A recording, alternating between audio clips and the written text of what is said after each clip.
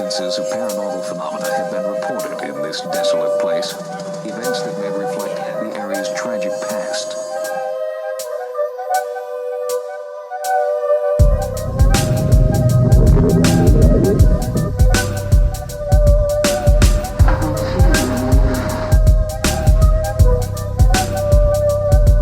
Whatever they are, whatever you call them, ghosts, spirits, shades, specters, apparitions, there is not a corner of the world they do not inhabit. What's going on, guys? Welcome back to Other Dangers Podcasts. I am Ken James. This is Jason McKittrick. Hey, folks. So tonight, our episode, we are going to focus on listener submissions. We've got a good amount. We're going to have plenty of episodes like this, but we're going to choose kind of different stories for this one that just, kind of take us different places. And like I said, we got some good ones. It was hard to choose for the first episode of this listener submissions. But yeah, this is episode 2. And also I'd like to highlight that full moon, October 1st, Other Dangers Podcast. Can we insert a werewolf howl there? I will put one in. I promise. I promise. Also, I also like to say that we are both basic bitches with our pumpkin spice coffees. Pumpkin spice coffees, and we both have Ghostbuster shirts on. That was not planned. Not planned, but probably nine out of 10 days it'll probably happen. But, Yeah, it'll happen. It's October. Nothing. Let's go. The rules go out the window in October. Fuck yeah, they do. All right, so we're gonna pass it over to Jay for his first submission. Okay. For our first submission, comes to us from Ashley from California. I've had so many experiences, I barely know where to start, but here's a good one. I'll share. This was back in high school. I went to a sleepover at my best friend's house one night. She had a bunk bed she shared with her younger sister, also named Ashley, who slept on top. This house wasn't that old. It was only one story, but the house next door was very old and looked like a Victorian manor. She let me sleep on the top bunk while her sister slept in the living room. It was pretty late when a light woke me up. It felt like something was staring at me. I opened my eyes to slits when I see this light, almost in a human shape, extend what almost looked like an arm toward my hand. I immediately tense up and try not to move, but then the light being retracted its hand, almost in shock, and then the entire light being just vanished. When we get up in the morning, I told my friend what had happened, and she said, "Oh yeah, there's this ghost that is really attached to my sister, and I usually don't let anyone sleep up there, but I thought you could handle it." Her bathroom is opposite the window, which looks out to the house, and she told me she sometimes sees people in her mirror who look like they belong to another time period. That's my story. Thanks, Ashley. Yeah, thank you very much, Ashley. Yeah, I picked that one because we've all been to sleepovers, and we get those either crazy stories everyone wants to share, or we all want to hear that crazy story, and I like the differentness of it. That's a word, differentness? Yeah. A light being, and I can't say I've heard a story where someone's woken up to a light being, so yeah, I like that one. Here's my question, though, too. It's like, I thought you could handle it. Like her friend, what is she, is she out there, fist fighting people all day, in the streets? You can Ashley, let us know. Are you out in the streets fist fighting people every day? Did they think that you could just handle it? Yeah. I think it's true. I think she she's clearing out bars for money, geez. But no, just, the opening the eyes to slits. And that's a lot of the times too. You're like, oh God, when you're sleeping and you kind of sometimes even when I wake up from nightmares and I'll do the kind of the little open slit, all right, we're good. But there's that brief moment where you're like, if there's something there, I'm deucing, it's going down. Right. But you don't want it to happen when you're at somebody else's house. So you want to be extra careful. So you're at that other person's house. You're like, look, don't freak out. Don't freak out in front of anybody else. Okay, we're good. No, there's a light being there. Yeah, don't poop in their bed. Yeah, so basically what we mean here, her sister's bed. So basically what we mean here is, Ashley, you're probably braver than both of us. Yeah. Well, she can handle it, But also the creepy part of that too is there's this ghost that has an attachment to my sister. So the ghost being kind of oh, was it shit, it's not her, and just bounced whenever you Right. Wait, it looks at its ghostly watch. This is supposed to be the sister here. Yeah, it's ghostly watch. It checks its calendar. It's Saturday. Nope. On to the next one. Thanks a lot, Ashley. Yeah, Ashley, great submission. All right, so this one is from Chris from California. He says this. I'll preface this by saying I am what I call a skeptical believer. I do believe in many facets of the supernatural, but I will read, listen to any story with a healthy dose of skepticism. It takes real definitive proof or seeing it with my own eyes for me to truly believe wholeheartedly that was something supernatural in nature rather than any other explanation. That being said, here we go. 1. The first of my experience was not exactly a first-hand encounter.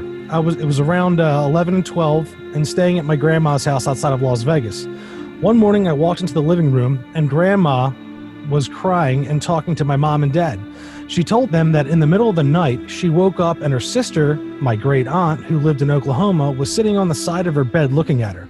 My grandma was pretty startled to see her and asked what she was doing there. My aunt told her that she was okay, not to be sad for her, and that they would be together soon. Around 20 minutes later, my great uncle called to tell my grandma that her sister had passed away very early that morning. My grandmom died 6 months later. Yikes. Oh. All right, there's more to unpack here, but that one already is, stretch out the spine. All right. 2. When I was a teenager, my best friend's parents had shared custody of him. His mom lived on the other side of town, and being a kid too young to drive, I generally only got to see him when he was at his dad's. One spring break, I stayed overnight at his mom's house the first time. She didn't live in a great part of town, so when around 1 a.m. we heard a loud clatter in the kitchen, we rushed out to see what was going on. There was an old lady standing at the fridge drinking milk from the carton. She looked at us standing in the hallway, smiled, then closed the fridge, walked past us down the hallway, and went into his bedroom. I looked at him with a "what the fuck?" He nonchalantly said, "Yeah, that's Grandma." We walked back into his room. I followed him, and needless to say, she was not in the room. She had died years prior. Okay, he has 2 grandma ghost stories. Oof. Yeah, those ones are... The drinking of the milk adds an extra layer of what? Yeah, like, wait, what? And like no, that's Grandma. And then like, nah, she's gone, man. If that's dead grandma, you don't know what happens. It's like, when Gandalf fought the Balrog and became Gandalf the White, it was a different situation. It ain't the same thing.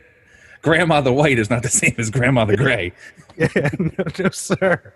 No, sir. Great reference there, too. Reference podcast with Jay and Ken. Reference podcast. That's another T-shirt there for the submission. T-shirt podcast.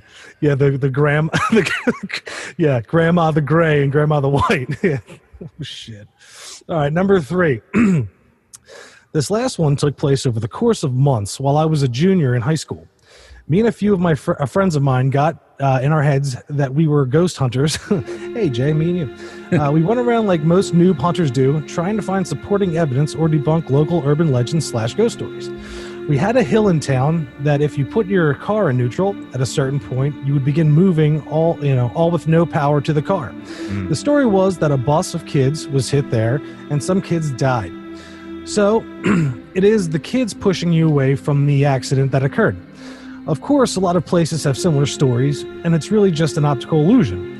You think you're going over the hill, but really you have already crested the hill, and gravity is pulling the rest of you, pulling you the rest of the way down. Crested, man, that got me. Good word. But the kicker here is that if you put flour on your rear bumper, there will be little handprints left when you get to the bottom of the hill. I never could explain that part. We also had an old single-room schoolhouse from the 1800s nearby, where there were all kinds of stories that took place. One such legend had to do with a stretch of road near the asylum. The story was that a dude escaped the asylum, supposedly sometime in the 30s or 40s, I think, and killed a couple that was lost in the orange grove that permeated the area. All the old tropes: car breaks down, guy goes for help and never comes back, girl goes looking for him, finds him strung up in a tree, and then she gets killed. Detailed. So anyway, me and 4 friends go out there to investigate around 1 a.m. one night. One side of the road is a huge field, like 100 acres maybe. There is a water reservoir with an outbuilding and nothing else. The other side of the road is a neighborhood, but halfway up the road, the houses stop and there's a big hill. A fairly steep-sided hill with about 50-yard climb to the top. So we split up, me and two buddies go off in the field, while the other two climb the hill. In the field, a bloody mattress and some bloody baby clothes was really all that we found, and that was weird. Oh, that's all? That was weird. Yeah, that's all we found. Didn't report it, moved on. We got bored. And as stupid teenagers they got bored after finding the bloody mattress and the bloody baby clothes? Yeah, they were bored, man. These guys, man. Okay. We got bored, and as stupid teenagers won't to do, we headed for the reservoir thinking that we could have some fun there. We got about halfway there, and a vehicle, I assume was a vehicle, turned on its headlights and started heading straight for us from the left, about 200 yards out. Now, keep in mind, this is a field, like huge, like a huge field with no roads, no streets, nothing in the direction of the vehicle was coming from as far as the eye could see. We freaked out and ran away, and when we looked back, it was gone. So after a few minutes, we turned around and started heading back towards the reservoir. And the vehicle appeared again, heading straight for us, but from a totally different direction. It was closer and it was coming fast, so again, we ran. When we looked back, it was gone. One more try toward the reservoir, same thing happened, vehicle closer from another direction. This time we ran and gave up on getting to the reservoir. We decided to head back towards the road. On the way back, we started seeing shadow figures in the field. Never too close to us, always about 20 yards off, in and around the brush. Could it have just been us seeing things because we were scared from the vehicle? Yes, but you'll never know. We also saw multiple instances of what we thought was headlights coming around the road, but then the cars should have reached where we could see them. There was no car. When we reached the hill, almost 2 hours had passed since splitting up. One friend never made it up the hill. She stopped halfway up and fell asleep. We asked our friend at the top of the hill, who could pretty much see the whole valley, about any vehicles, and he said that he didn't see anything, not even one vehicle on the road or in the field. So we decided to call it a night and began going back down the hill. When we reached our friend who had fallen asleep, we tried to wake up, but she would not wake up, not even to being kicked hard. Jesus, guys. So we picked her up and carried her to the car. Before we left, me and my buddy walked down the road to where the asphalt started. The rest of the road was unpaved, and used our knives to pry up chunks of the asphalt to take home as souvenirs. All too familiar, Jay. Then we all got in the car and left. After about 10 minutes, we were maybe 3 miles from the road. Our friend jolted awake. She said there was a guy at the road who was talking to her and that he needed her help to leave. We went home. Over the course of the next week, I had multiple dreams being back at the road, standing on top of the hill, seeing my buddy, the one who took a piece of asphalt, ushering a line of people into our car. As each one of us entered the car and sat down, they would disappear, and the next one would get in, repeating until the line was gone. Then I would wake up to seeing a figure hovering above my bed. It would scream, then I would wake up for real. Had the same dream every night. I talked to my buddy, Asphalt Buddy, and he told me he had a dream that night that he was standing at the bus stop and a flaming skull was flying around him and diving at him. After a few near misses, the skull hit him in the chest and went through him, leaving no holes or marks, laughing. The skull repeated this 3 times, then disappeared. He said when he woke up, his chest was red and sore. We went back down the road multiple times over the next few months, and were never able to get to the vehicle chasing us thing to happen again. We never took the one who fell asleep back to the road. We saw figures and the Phantom headlights many times, but nothing ever really compared to that first night there. We took different people there with us hoping something would react to something new, or someone new, but never those couple months. Things at home got stranger and stranger, little by little. We had more nightmares, me and my buddy with the asphalt. We both found that we were getting colder emotionally and more distant from everyone except the other one. Losing our tempers and just not acting normally, I went out one day and threw the chunk of asphalt into a small empty field across the street from my buddy's house, and I told him to do the same. He wouldn't do it though. The day after I threw mine out, his girlfriend told him that he had gotten rid of his and he wouldn't get rid of his and she was moving out. He brought up taking both chunks back to the road, so we went out looking for the field to throw mine where we never found it. We searched for hours. Finally, it was dark out, so we decided just to take at least his back. We went back to his place to get it, and it was gone. He kept it on his headboard since we got them. He never moved it. It was there before we went looking for mine, and no one was home at his place. It just disappeared. Nothing ever bothered us at home. The dream stopped for both of us. Everything went back to normal in every way. The next time we went out to the road, nothing happened. Nothing. It didn't even feel creepy or weird. After that, we never went back. Now I have thoughts on what happened at the road, at least as far as we went through. Do I know? Do I have any proof? No. I'll let you and the other listeners decide for themselves because I have no education, no training, and I am no expert. Okay. Was that a yeah, I mean, that had everything but, a spirit possession. or Mothman? Oh. Didn't have Mothman. But Wow, he has he has a lot of experiences in that one story. I mean, what do we got? We got the slasher killer that kills the two. We've got the phantom headlights. yeah, you got the dream possession. Dream possession. We have a flaming skull. Flaming skull. We have possessed artifacts, being the asphalt connected to the location. Okay.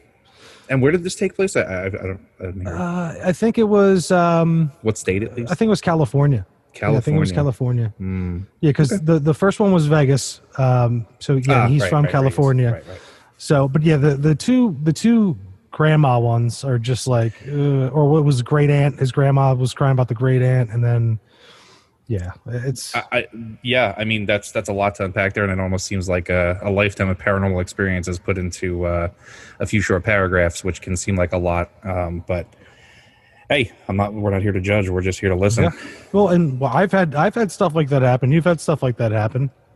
You know, and it's really, and the trying to bring people back to experience that kind of thing, it really does get frustrating. It really does. The Gravity Hill one, the town I grew up in has a Gravity Hill and even has a Halloween haunt based on Gravity Hill. So it's something that I'm familiar with, but the details always seem to be the same no matter what town it comes from. It has, the kids were, killed in a school bus, and if you put powder on your bumper, you'll see handprints. So that's one that always interests me because it seems to show up quite often. We have the Crybaby Bridge out here. Yeah. So it's like the same thing. You put the powder on the bumper, the kids move, and there was a kid that was killed. But yeah, it's the folklore there. It's generally the details are the same. Yeah, I want to say that whether you've experienced it or not, it's definitely squarely in the territory of urban legend at this point, which is, part of a lot of people's experience. All right, you got another one for us there, champ? Yeah, so here's for my next one here. This comes to us from Carrie from Louisiana. Now, she submitted quite a few stories, and I want to say they're all great. Thanks, Carrie. So I wanted to kind of not just read them all. I'm going to do one here and maybe pepper the other few, throughout the other episodes that we have coming up. So for this first one, we have Carrie writes, as a kid, I was visiting my friends in the country. We happened to be at their grandparents' house. Next to their farmhouse was another house that they never keep open and only use for storage. On the side of the house, they had a basketball court and a clubhouse. My older sister and our friends were playing basketball. I was too small to really play with them, so I sat in the hammock between the court and the house. I had this feeling someone was watching us, so I looked up behind me. There on the second floor was this old woman watching us. She didn't feel threatening, though, just watching. I remember details of her face even to this day. She had her hair pinned back in what looked like a bun. I could see the blush on her cheeks, and she wore this crochet shawl on her shoulders. I immediately turned to ask my friends who that was, since I knew most of their family. They had no idea what I was talking about and said the house is locked. There wasn't anyone in the house. I always hated that house, and I avoided it because of the bad feelings I would get. People did die in there. That house has been torn down since then. That's I really like that story because years ago, when I used to have this other job, it was a landscaping job. Where we used to park the truck was on this old farm. And they had their house and they had their whole thing, but they had the old farmhouse there that was like the original house. And it was just locked. They used it for storage. But it was old. Had those really old like glass panes with like the really thick glass, that just that weird Victorian style to it. And I never saw anything, but you would go past the windows and it would be like, ooh, like I don't want to see something in that window. And I got the same vibe from this story from Carrie that I got when we used to go past that house, and I was just like, oh, I know exactly what she's talking about. Well, yeah, there's like a romance kind of attached to farmhouses, like old farmhouses. And by romance, I don't mean like, I mean a romantic concept, absolutely. Yeah, like, man, like, and even the stories of my mother. She grew up in that farmhouse, and all that stuff was there. And the place I grew up with, there used to be farmland and farmhouses, and it's kind of that attachment that we have to our history, like early settlers and things like that, growing into just like farmlands, and that's how people made money. That's how people lived, and a lot of folklore comes from that kind of, I guess, lifestyle. Just sure, it's people who are closely connected to the land way more than we are now, and they have this this history connected to the land. So it's almost like the spirit gets attached to this place. So I definitely know exactly what she means. It's these houses and these places have like very much a personality to them. Even if you don't see anything, you kind of get that essence whenever you see these buildings. Like, oh, that place had a life. Yeah, good. That was that I know, I like that. Wow, a rating. Oh, thanks. Let me write this down. Okay, check that out. But yeah, no, there's not. The distractions are almost gone. You know what I mean? Yeah, With that kind of stuff. No, those places are always eye catching. It's the ones that you see, whether you're driving down the road, it's a house you've seen a million times, but every time you pass, you're like, oh, there's that old house, and you're just like, oh, no, it has personality to it. All right. What do you got next, bud? Oh, this one's from Dave from nowhere. Dave, you're from somewhere. Dave, come on, Dave. Come on now. All right. Dave writes, in late February of 2012, I was on business in Las Vegas when I received a series of phone calls from my wife that Bear, our family dog, was ill, and after a couple of vet visits, had to be put to sleep. I was devastated, and when I returned home, we buried Bear in the backyard. We have gotten Bear 9 years earlier and had quickly become a loving member of the family. We chose him over all of his siblings because he was the smallest and the one laying in the water bowl. And who can resist that? He was a black lab and golden retriever mix and a black as night. He quickly grew and averaged 110 to 120 pounds. After Bear passed, my wife and I decided that we were not going to replace Bear for quite some time, and on occasion, my wife would become emotional thinking about him.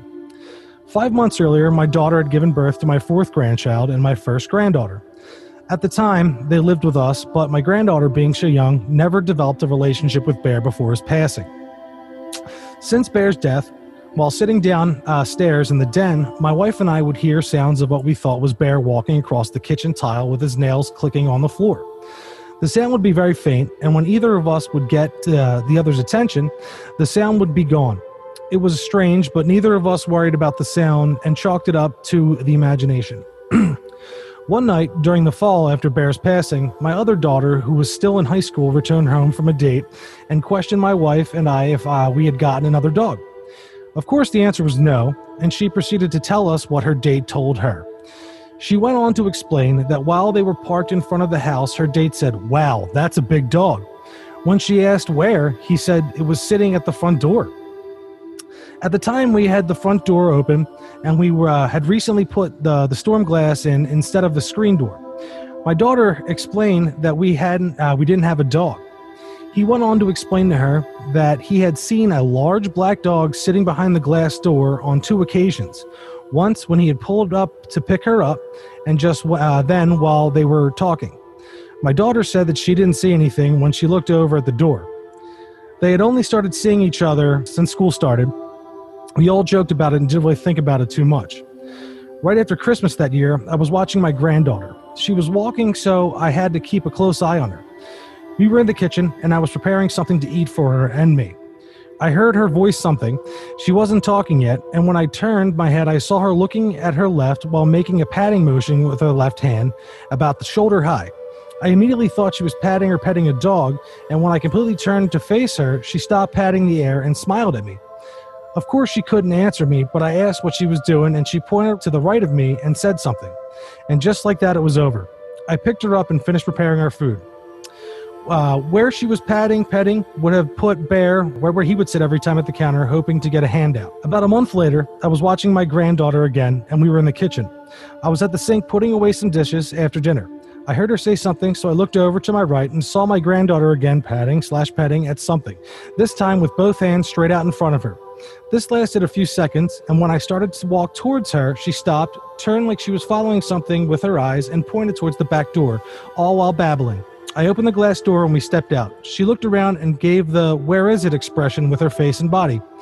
This occurred at the corner of the dining room where we used to keep Bear's water and food bowl. I never saw or witnessed anything else out of the ordinary. Even the faint sound of nails clicking the kitchen floor had faded. We have since gotten another dog, and she is close to the family as Bear ever was. In his honor, we named our bar in the den, the Black Dog Tavern, where his paw print, collar, and picture hang. Rest in peace, Bear. Heartwarming. Heartwarming. You know what I like about that story, aside from the fact that, pets often are members of the family, but usually when you have a black dog story, it's always evil. But this is a good one. Yeah, rare. I mean, even there's black cats or spirit black cats in like New York and Washington and even in Delaware Valley and different places of sometimes it's small, sometimes it grows. Like it'll be small, you'll turn it'll get huge.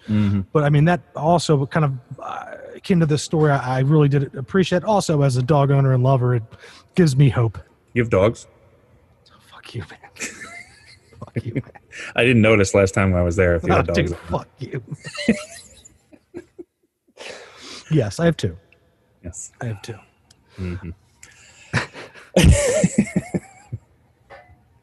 Okay, so for my last story this evening, this is from Tristan from Texas. And you can do that. So Tristan writes, when I was in high school, me and a group of friends liked to break into abandoned places around our small town in Texas and within the county. A man after my own heart. This ranged from old movie theaters, restaurants, schools, and most notably, a hospital. It was me and 5 other people. We all did this because it's a small town, there's only so much you can do that's legal, quote unquote, and we went to the Walmart so many times we knew that place better than the actual employees. Anyway, after we broke into an old middle school, we went to this abandoned hospital in the west side of Texas. Simple enough, sneak past the gate and pick the lock in order to get in. Definitely legal. Once we're in, the entire place was a horrendous mess. Gurneys strewn about, holes in the floor that's thanks to rot, clearly mildew and asbestos, the works. And we step into the dark, cold abyss. The stench of an old air hits us instantly. I called out to my friends, "Hey, watch the floor, there's holes." And of course, one of us didn't notice them. For her safety, let's call her Alex. She said, "Look out for what?" and fell right into one of the holes and into the basement, spraining her ankle. Now she's in complete darkness, and since I had a crush on her, being the heroic 17-year-old I was, jumped down with her and told the remaining 4 guys to go on ahead and find the entrance to the lower floor. After calming her down, we tried to find the stairs to get out of the floor. What I saw, I can't really explain down here. Nothing scary or horrible, yet it was just filled with old pipes and rotting cardboard. Eventually we come across the graffiti, standard dicks and Nazi symbols, and come to pentagrams. Of course, it's everywhere. Everywhere. If you've broken into a place or snuck in anywhere, you know that's coming. The air started to get colder as we moved onward. We both felt the hairs on our necks spike up as though someone is watching us. The pipes started making weird guttural sounds. It kind of reminded me of grunts or some animal, thanks to the echo. Now the smells went from musty to decay, that acrid, putrid stench of a carcass getting maggots. Not long after, we come across a pentagram on the floor with black candles on each point, dried blood, and various animal skulls and bones, surrounded with a cow skull in the center of it all, flesh still on the head, probably where the stench was coming from. At this point, Alex is freaking out, as I am. We saw the pentagrams and the likes before, sure, but this, never before did we see this. Finally, we see the stairs and we bolt out of there. After we bust the door open, the temperature rose immediately back to its normal Texas self. We meet up with the rest of the group, one of them Jack, riddled himself with restraining cuffs and chains he'd picked up. Both Alex and I cussed them out for not even bothering to help us out down there, so Jack gives me an old pocket knife he found as a peace offering. We left after exploring and went home. For a solid month, I experienced night terrors and random mood swings. The dreams were the same every night. I was being dragged by someone down a corridor and thrown in a dark room. I never see the creature, but I always feel the anger it has towards me. Soon after, things started moving in my room, and at one point my TV was knocked over with no help. My dogs hated me and never wanted me to be near me for long. I finally caved and admitted it was the knife after all of my friends confronted me about my personality. We went back to the hospital. I threw the knife in the building and never had any issues after that. Thank you, Tristan. Well, it's kind of interesting. Kind of overlaps a little bit with the last story. No flaming skulls, but close. I think we all have this. I think we all have this kind of story. You know, when you're a teenager or older. I was still in my late 20s when I was going to this place. Hey, it's free entertainment. Yeah. Wow. We all go to these places that has, the satanic graffiti dicks too, and Nazi symbols, of course. Sometimes satanic dicks. You get those too. Yeah. But we all have this place in our town, or at least in a neighboring town, where people go. Kids hang out. Usually teenagers drink, hang out. Start fires and all this stuff. And you usually hear this from somebody that they go to a place and they feel that something's followed them from the place. And this, Tristan seems to think that it was attached to this knife that they found. And then when they returned the knife to the place, that everything stopped for him, similarly to your story where the piece of concrete or asphalt, whatever it was, got returned. So I think it's interesting that, folks, will go to a place like this. They want a souvenir, but the souvenir seems to be the thing that, ruins their experience. Yeah. And according to this, if you do take something, your dogs will hate you. So, dude, imagine you should have probably bought a cursed knife last time you were over. I mean, I don't hate your dogs, but they seem to hate my wife. They would have left you alone, is what I'm saying. Well, my wife Christina. Hey, Christina. Hey, Christina. Yeah. Ken's dogs love her. That they do. All right, buddy, you got another one for us, or what? I do have one more for this batch. This is from Tom from Philly. I don't hate you. You better not hate me. Oh, okay. I just wanted to make that clear to everybody listening. Okay. That I don't hate Ken. Guys, Jay doesn't hate me. We're gonna. Now. Go ahead. This fucking guy hates me. All right. So this is from Tom from Philly. Okay, so I have a few unexplained experiences in my life. The first that I remember vividly occurred in my house when I was probably 8 or 9 years old. I was playing in my bedroom with one of those little wooden airplanes that had a rubber band propeller and a little plastic wheels. I flew it, and it landed right in the middle of the floor, and when I picked it up, I was surprised to find both of the plastic wheels were missing. I spent a good 15 minutes looking for them, under my bed, dresser, etc.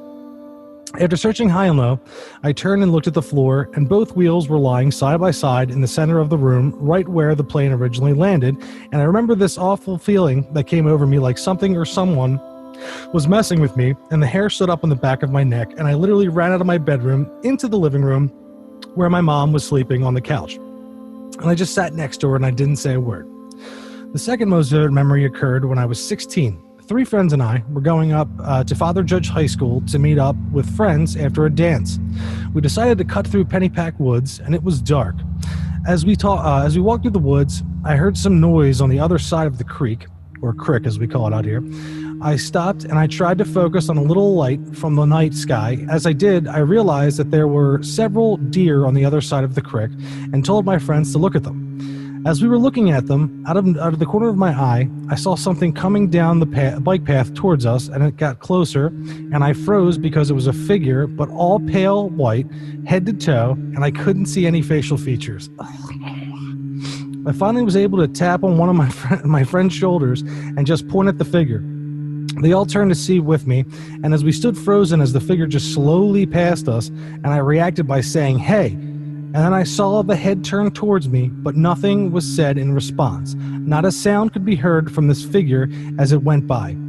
My friends and I just looked at each other in shock, and I looked back to see where this ominous pale figure went. I couldn't see it any longer. We all looked at each other again and ran as fast as we could until we were out of the woods and at the school. The memory is burned in my brain like it just happened yesterday. Oof. I don't like those ones. What made you pick that one? Well, one, I live by Pennypack Woods right now, and it's my dad went to Father Judge. But just the pale white figure in the woods, man. I got some stuff as a kid, like a couple things of elementals, I guess you might say, but cryptids, it's different. It's different because that one was a cryptid, I would say, as opposed to some kind of, ghost. You think it's a cryptid? You think it's an actual living creature? Cryptid usually suggests that it's an actual living creature. Yeah, well, I would say that as opposed. Well, I felt that from the storytelling, as opposed to maybe one of the many people that die in Pennypack Woods every year. So I mean, it could be. I mean, I'll tell you what. There's some effed up shit that happens out in those woods. Well, I mean, Gritty says bad things happen in Philadelphia. He ain't wrong, my friend.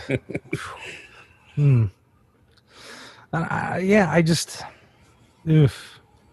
No, I like it. I mean, the Watcher in the Woods story. I mean, it's another. I would also put that in the, kind of like legends category because it shows up quite a bit. I mean, you have plenty of stories where you have like this location where, there'll be all these things, it's haunted, it has all these other things. And then you have, it also has a component of a Watcher in the Woods. And it's, that one always gets me because it's like, it might be a place that, like we just talked with the last one, kids sneak into or hanging out. And then it has that like, while we're doing the stuff we're doing, there's something watching us. It's like, oof.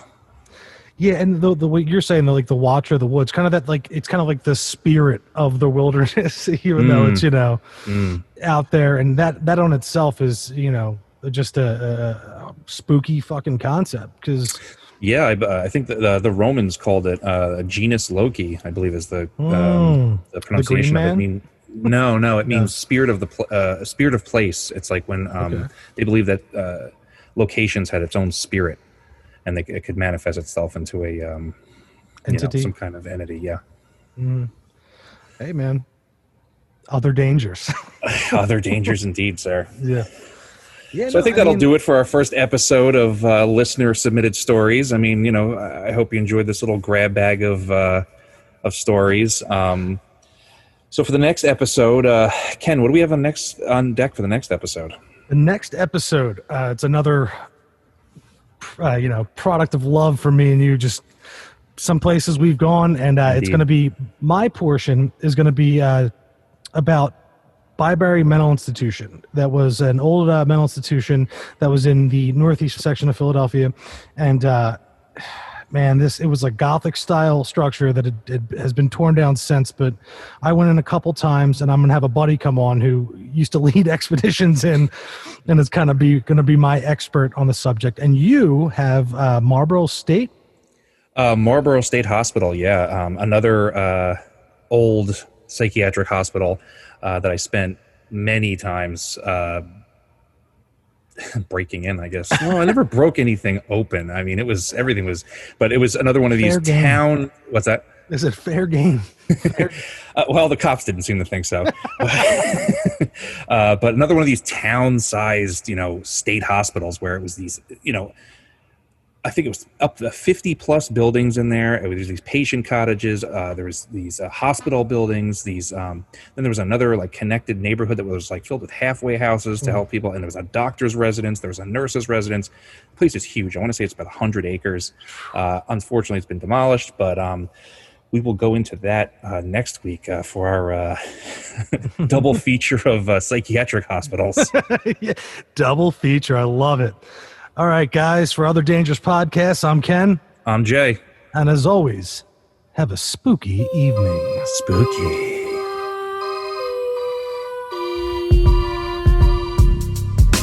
Thank you for listening to Other Dangerous Podcasts. Do you have a paranormal story? You can submit it to us at otherdangerouspodcast@gmail.com. And if you'd like to have a short discussion about the paranormal, you can comment on Other Dangers Podcast on Instagram. Don't forget to like, share, and subscribe so we can continue to discuss the other dangers.